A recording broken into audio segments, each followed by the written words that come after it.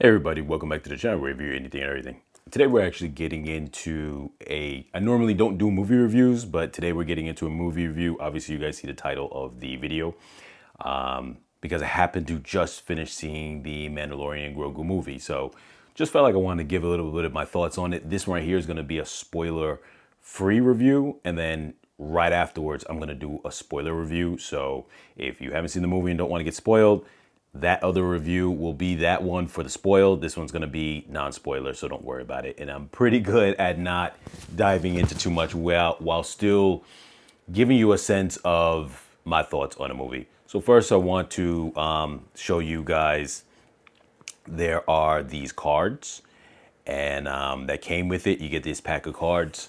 Now, it has one that has, I don't know if all packs are going to be the same. It's 3 cards in it. You're going to have Grogu, and on the front of his card, I don't know, it looks like it's from a game on it. You can read it, what you see there on the front of it. It says something for Grogu's: when you play a unit that costs 4 or more, if this leader is ready, you may deploy him. Some symbols on it. Then you see the Razor Crest as well. Has some information on that.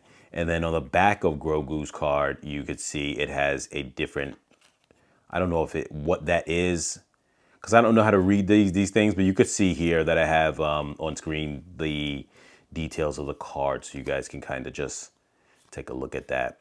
If you know, and if you guys know it, you can post it down below in the comments, but those are the cards that come with it. Now, excuse me, you guys. As far as the movie goes, so I'll say this. I thought that it was a pretty fun movie. It feels like I think the movie time runs for about 2 hours, and I want to say ballpark about 2 hours and 12 minutes, 2 hours and 15 minutes. And so it feels like, I don't know how long a normal episode would be, about 45 minutes, maybe 50 minutes. I know they kind of give or take. Some of them can be a little bit longer. They're usually not shorter than that, but a little bit longer.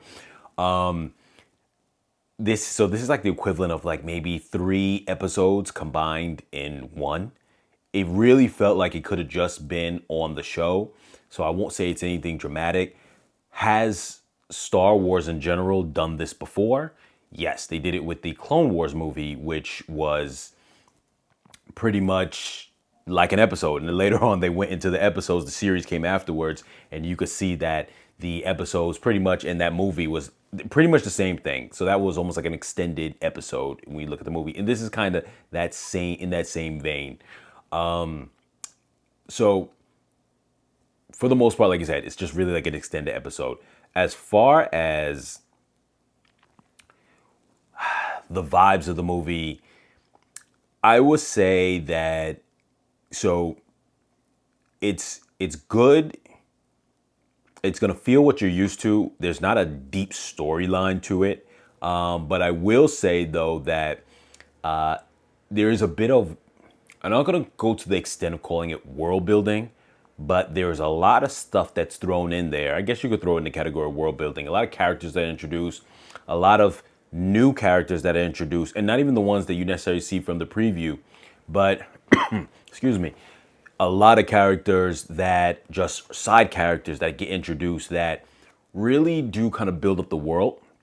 So that way, later on, if they want to do spin-offs with certain characters, if they want to expand it in his own show, they can do that. And I felt like that's a lot of what was done, because there's a lot of characters you see in it that you may not see a whole lot of, but you definitely could feel that it's going hand in hand with that world building to be used later on, which, because he has his own show, it's not a flaw. Whereas if this was an independent movie that didn't have its own series connected with it, there's a lot of that you would probably be bothered by. You would probably say to yourself, you know what? I don't like that they introduce certain characters, they introduce certain things, certain themes, certain other aspects of the world building that I'll never be able to see again. That's not the case here, because you know that he has the show and they'll be able to expand this however they want to. Now, will they? That's just something to be determined. But at the same time, it's definitely one of those things that is possible. So, as far as, like I said, I'm trying to make sure I don't do anything in terms of spoilers go. It's definitely one of those things that I will say this as well. You could have watched the show.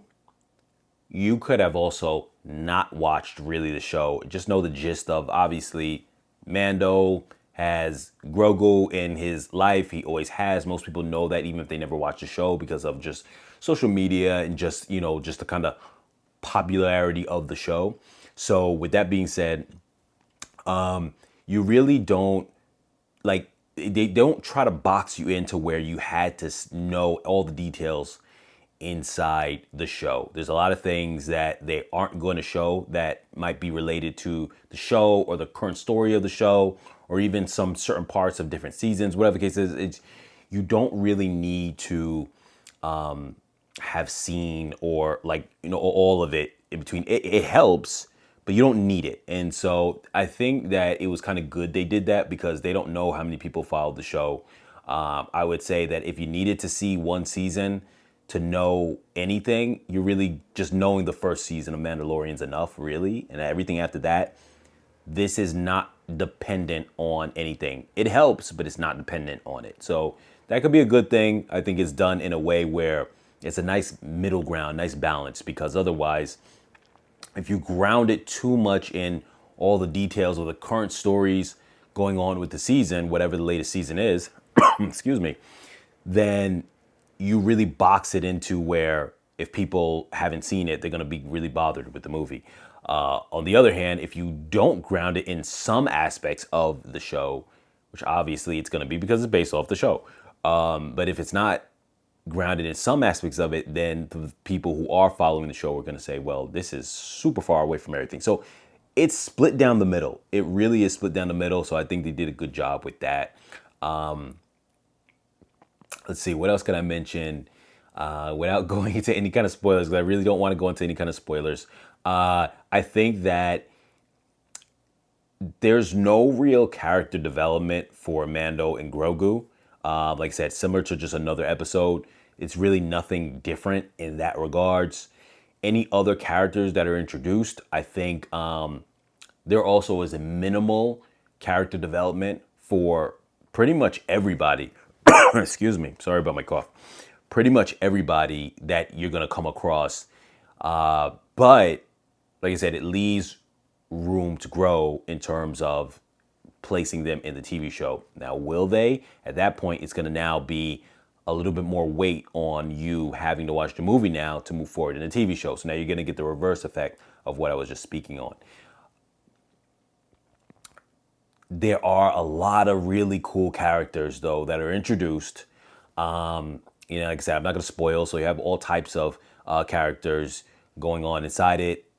I don't even want to hint at it because like I said, I really don't want to spoil anything. But there are a lot of good characters, whether they are good guy characters, bad guy characters, in between neutral characters, that are really cool and really certain characters that could have their own show and would be amazing. Even neutral characters that could have their own show and actually be amazing. Like characters that there's a character, and I hope that this is not considered spoiling, but there's a character that gives the vibes of how Boba Fett was in the old movies, where you don't get a lot of information, but you could easily say for the newer generation, certain characters that are mysterious, like this character that I'm speaking of. It creates a lore or vibe that will make you go, I would love to know more about that. You know what I mean? So I think that that's kind of cool. Obviously, you see a Jabba inside the, I'm sorry, not a Jabba, a hut inside the preview. And to me, that's cool too. I will just lightly say that you get a more expanded aspect of a Hutt character in a movie. Now, they expanded on Hutts in the Clone Wars a little bit. Like I said, the Clone War movie was about that. And so this just, like I said, in terms of lore-wise, or in terms of just seeing on screen. The only time we ever had Jabba, I guess you would almost relate it or kind of view it akin to how in the original movies you had Yoda, and you didn't get the chance to see what Yoda could really do until you got Episode 2, Attack of the Clones, and then obviously even later on in Episode 3.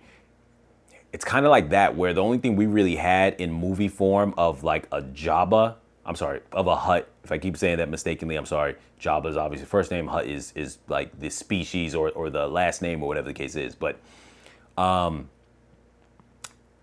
far as like a Hutt goes, you only really saw in the original trilogy, and he really didn't have a lot going on, a lot of movement. Here, similar to how Yoda then had movement when they were able to do CGI, you get a better sense of that. And I feel that even with that, it gives a better telling of the character now that you can see a character more emotion with modern technology. So if you get what I'm trying to say. So I think that's interesting. Like I said, I'm probably not gonna go too much deeper into things because I really don't want to spoilers, and I think it's very easy to start saying things that relate to or become spoilers. So I'm just gonna simply say I thought it was a good movie. I think it's definitely worth watching, especially if you're a fan of The Mandalorian. As far as like ranking it, it's very lighthearted. It's fun. If I had to compare it to anything, I would say it's almost like in my opinion, almost like a non-serious Rogue One in terms of as far as being a good movie. I think that it's, in my opinion, about as good as Rogue One. Some people think Rogue One is the greatest movie of all time. I think that that ending with Vader was amazing. But if you took that out of it, I think it was a pretty good movie. They didn't have anything bad about it, but it wasn't tremendously great either. There was a lot of moving parts, and it made it feel like, okay, there's a lot just going on. And I really think what makes it like super great in people's mind is that last 2 minutes of the movie with Vader. I feel, putting that aside, I really think that this is equivalent on that level. If you were like ranking, where it stands in terms of being a good movie, I think it's a good movie. I don't think it's great, but I think nothing about it's bad. It's just like watching an episode of Mandalorian. So that's my thoughts on that, you guys. Yeah, and check out the movie if you guys are interested. I definitely think it's worth checking out. And stay tuned for the spoiler version of my review, where I'm just going to dive into so much more stuff in regards to it. It's going to be posted pretty much right after the spoiler-free review. So that way, if you guys seen it or don't care about spoilers, you can watch that review. As always, you guys, like, share, comment, subscribe, and I'll catch you guys in the next video.